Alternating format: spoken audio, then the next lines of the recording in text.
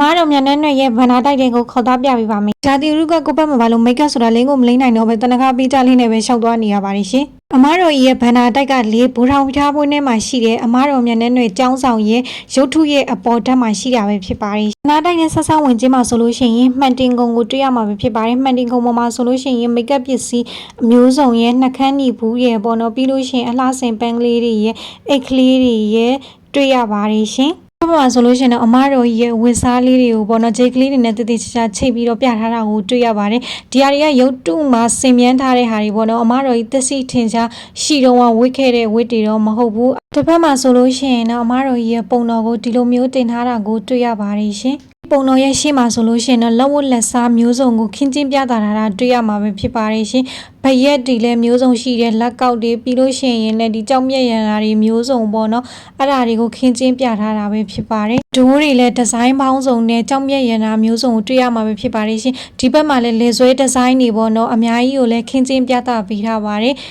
လက်ကင်အိတ်ဒီတရဖူတွေကိုလည်းဒီဘက်မှာပြထားရပေါ့နော်ဒီဘက်မှာဆိုလို့ရှိရင်ရွှေကပတ်